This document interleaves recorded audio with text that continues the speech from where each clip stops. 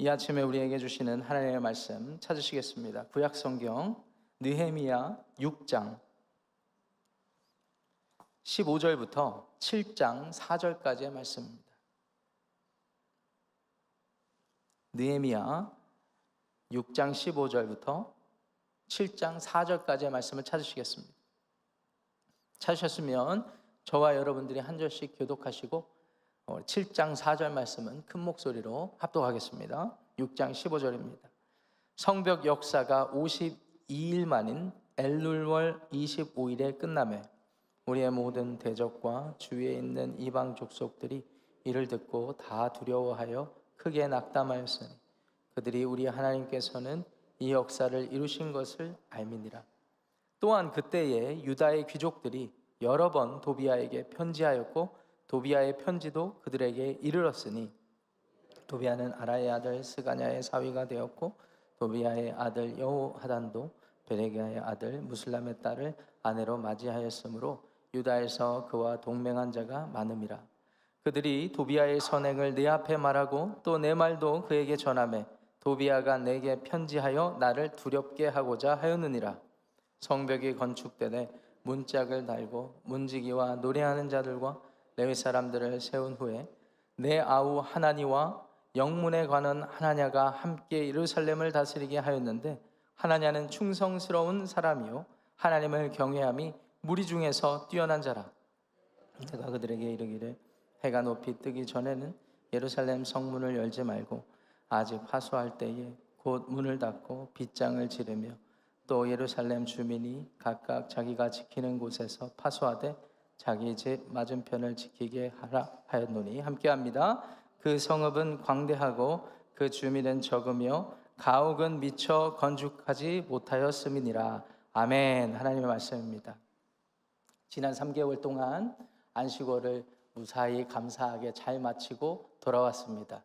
배려해 주신 담임 목사님, 부목사님들, 그리고 집사장님, 실행의 집사님들, 그리고 모든 집사님들, 목자 마을장님들, 그리고 온 교회 성도님들께 감사의 말씀을 드립니다. 이제 저에게 주어진 사역들을 집중력 잃지 않고 주님 사랑하는 마음으로 더욱더 열심히 신실히 감당하겠습니다. 함께 기도해 주시기를 부탁드립니다. 잘 지내셨죠, 여러분? 일일이 찾아뵙고 앞으로 더 많이 인사 올리도록 하겠습니다. 오늘 저와 여러분들이 이 아침에 함께 봉독하신 하나님의 말씀은 느헤미야의 리더십 아래에서 이제 무너진 예루살렘 성벽이 드디어 재건된 그런 내용을 다루고 있습니다. 6장 15절 말씀 보시니까 성벽 역사가 시작된 지 52일 만에 이 일을 마쳤다라고 되어 있고요. 엘룰월 25일에 끝났다라고 되어 있습니다. 느헤미야 1장 1절로 돌아가 보시면 유대 원력의 기슬르월, 오늘날 현대 원력으로 따지면 11월에서 12월 사이쯤으로 볼 수가 있겠습니다. 그때 처음으로 예루살렘 상황을 접한 느헤미야가 어떻게 해야 할까? 내가 할 일이 무엇일까? 고민하다가 대략 한 3개월쯤 지난 니산월 3월에서 4월쯤에 아닥사스다 왕을 찾아가고 그에게 부탁하여서 이제 성벽을 재건할 모든 준비를 마치고 예루살렘에 와서 공사를 시작한 지 52일 만에 마친 상황이었습니다. 엘룰월은 지금 시즌쯤 되어 있습니다. 그래서 굳이 현대 원력으로 따지면 9월 20일 정도가 된다고 하죠. 우리식으로 하면 딱 좋은 때에 가을에 마쳤다라고 할 수가 있지만 유대의 상황은 좀 다르잖아요. 이스라엘 기후 조건은 좀 다를 수 있잖아요. 중요한 것은 아무도 상상하지 못하고 이 일이 어떻게 끝날까 막막하기만 했던 그 하나님의 일이 드디어 마치게 되었다라는 것입니다. 할렐루야. 그동안 여러분들 느헤미야 앞장, 우리 앞전장인 5장까지의 말씀과 에스라서의 말씀을 통해서 살펴보면 이 일이 결코 쉽지 않았다는 것을 알 수가 있습니다. 우린 잘 알고 있습니다. 사마리아 지역을 다스렸던 지방관이었던 산발랏과 그리고 암몬 지역을 다스렸던 도비야, 그리고 블레셋 지역을 돌아다니며 방해 공작을 펼쳤던 이 게셈이라는 사람이 같이 연합을 해서 이 성벽이 재건되는 일에 얼마나 못된 짓을 많이 했는지 모릅니다. 먼저는 그들은 말로 여론을 조롱하고 비웃는 말들을 많이 했어요. 그래서 산발랏이 했던 말씀 기억하시나요? 여우가 올라가면 곧 무너질 것이다.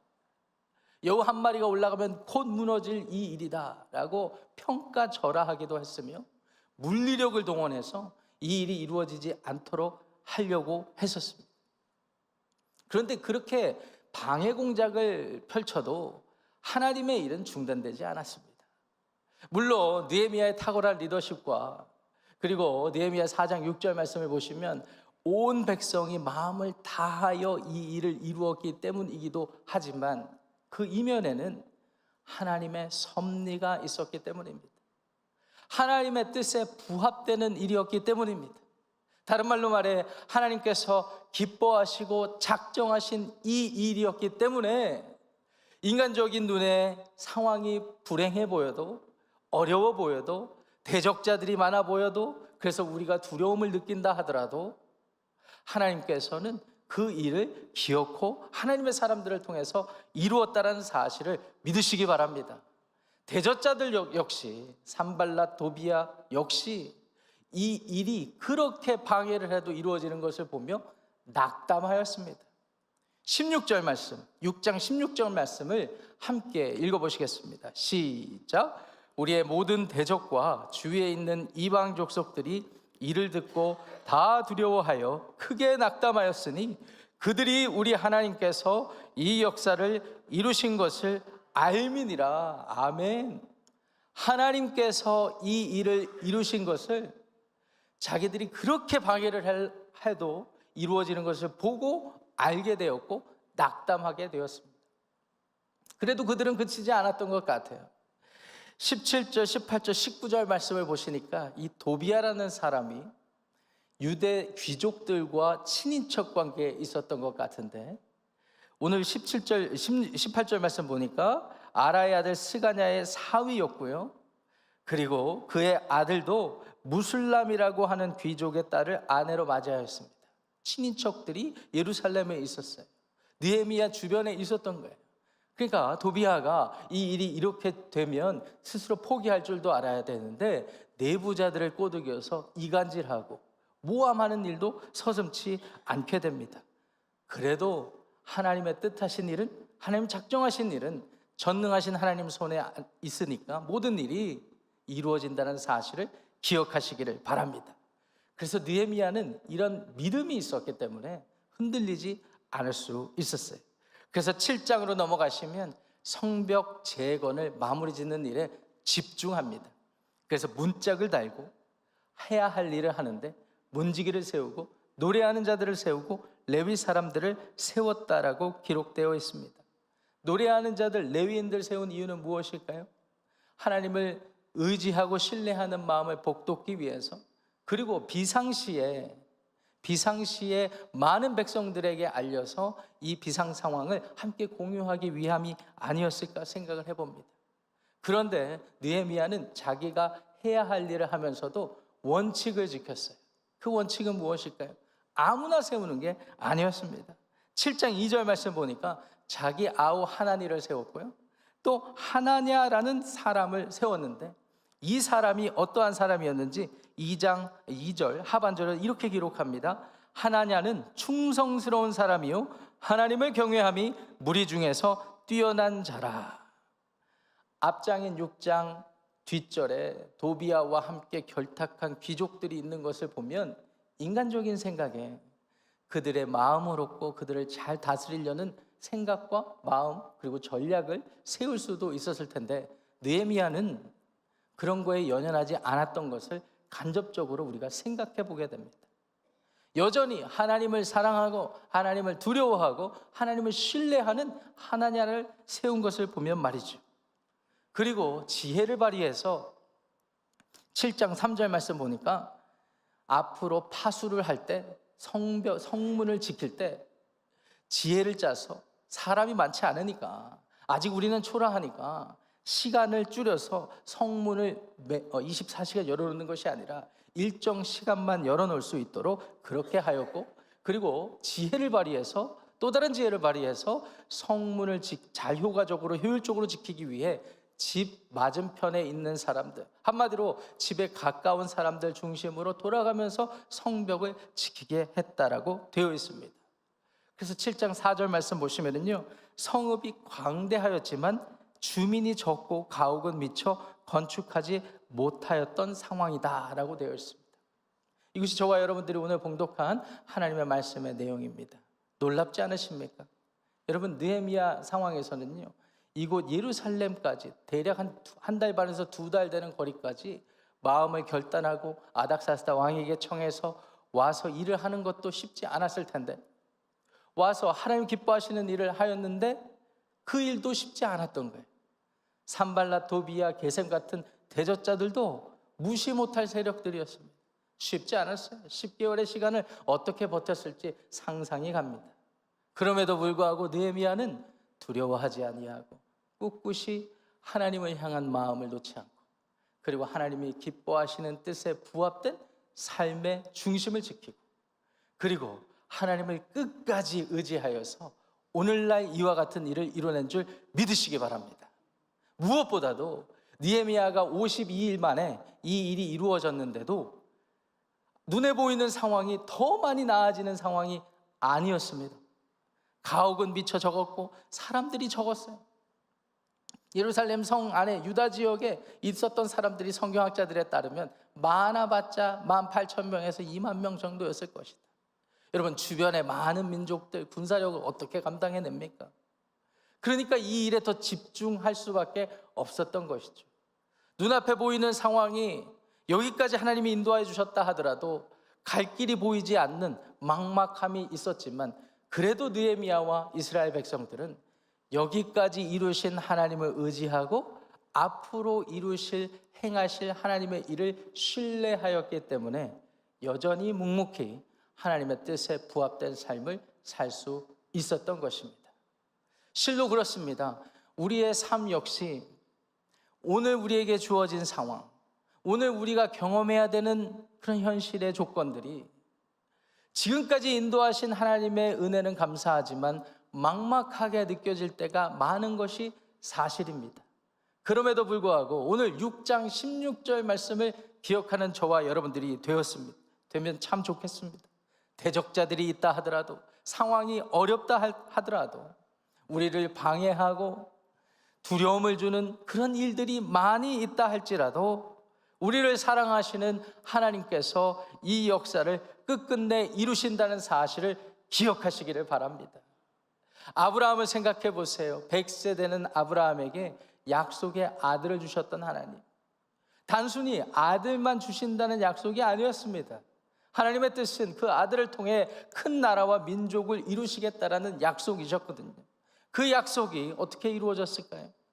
금세 민족을 이루고 다윗 왕이 세워지고, 누가 보더라도 공고한 하나님의 나라가 세워지고, 하나님이 다윗 왕에게 약속하셨던 다윗의 왕위가 영원하리라고 약속하셨던 약속이 예수 그리스도의 성육신을 통하여서, 인간으로 나심을 통하여서 하나님의 아들이신 예수님께서 인간으로 성육신 하심을 통하여서 우리 가운데 밝히 보여지지 않았습니까? 그 예수님께서 저와 여러분들을 위하여서 십자가를 지시고 저와 여러분들의 죄를 대속하시고 그리고 죽으셨습니다. 많은 대적자들이, 예수님을 십자가에 못 박았던 대적자들이 이제 예수는 죽었으니까 끝났다, 우리가 승리했다, 우리 마음대로 이 삶은 이루어질 수 있구나, 이런 생각을 했을지 모르겠지만 전능하신 하나님께서 그분의 뜻을 발휘하셔서, 능력을 발휘하셔서 죽은 지 3일 만에 부활시키시고 승천하게 하시고 성령을 우리 가운데 보내주심으로 이 사실을 믿어 우리 역시 죽음이 아니요 부활, 예수님의 부활에 참여하게 하셨다는 사실을 기억하시기를 바랍니다. 이 사실을 기억할 수 있다면 하나님께서 시작하신 역사, 전능하신 하나님의 능력으로 그분의 손 위에 들려진 우리들의 삶, 모든 이 세상의 일들이 인간적인 눈에는 어렵고 대적자들이 많아서 힘들 것 같은 상황 속에서도 하나님이 다 이루신다라는 것입니다. 사랑하는 지구촌교회 성도 여러분, 오늘 여러분들은 어떤 상황에 처해 계십니까? 건강의 어려움 때문에 요새 환절기이기도 하고요. 코로나가 유행한다고 하는 것 같기도 하고, 국제 정세를 보면 전쟁이 계속 일어나서 경제적인 어려움이 있을 것 같다라는 불안감도 찾아오고, 자녀들이 내가 계획하고 기대했던 것과는 잘 맞지 않아서 걱정되고, 그래서 기도하게 되는 그런 상황에 놓여 있다 할지라도, 이외에 많은 어려움과 또 억울하게 대적하는 사람 때문에 속상하고, 그래서 눈물 흘리고 하나님 바라보는 그런 상황에 있다 하더라도 예수 그리스도의 십자가를 기억하시면서 오늘 말씀에 근거하여 오늘 우리에게 주어진 하루의 삶을 묵묵히 하나님의 뜻에 부합된 삶을 살아가시기를 주님의 이름으로 위로하며 축원합니다. 기도하겠습니다. 아버지 하나님, 느헤미야를 보내신 하나님의 뜻이 놀랍습니다. 그리고 그 느헤미야를 통하여서 모든 성벽을 재건케 하신 하나님을 찬양합니다. 예수 그리스도를 보내주시고 그 약속을 이루신 하나님의 뜻만을 의지하며, 비록 오늘 우리의 삶이 초라하고 어렵고 힘들다 할지라도, 그래서 불안하고 두렵다 할지라도, 예수 믿지 않는 사람들에 비해 내 삶이 너무나 곤고하다 할지라도, 나를 사랑하시고 여기까지 인도하신 하나님의 은혜를 기억하며 오늘 하루를 넉넉히 이겨내는 우리 모든 지구촌교회 성도들 되게 하여 주시옵소서. 무슨 일이 있더라도 하나님을 경외하는 마음을 놓지 않고 주님 뜨겁게 사랑하며 섬기는 마음을 우리가 함께 나누며 주님 나라를 확장시켜가게 하여 주시옵소서. 오늘 하루를 주님께 온전히 의탁하며 우리 주 예수 그리스도의 이름으로 축복하며 기도합니다. 아멘. 하늘에 계신 우리 아버지여, 이름이 거룩히 여김을 받으시오며 나라가 임하시오며 뜻이 하늘에서 이루어진 것 같이 땅에서도 이루어지이다. 오늘 우리에게 일용할 양식을 주시옵고 우리가 우리에게 죄 지은 자를 사하여 준 것 같이 우리 죄를 사하여 주시옵고 우리를 시험에 들게 하지 마시옵고 다만 악에서 구하시옵소서. 나라와 권세와 영광이 아버지께 영원히 싸움나이다.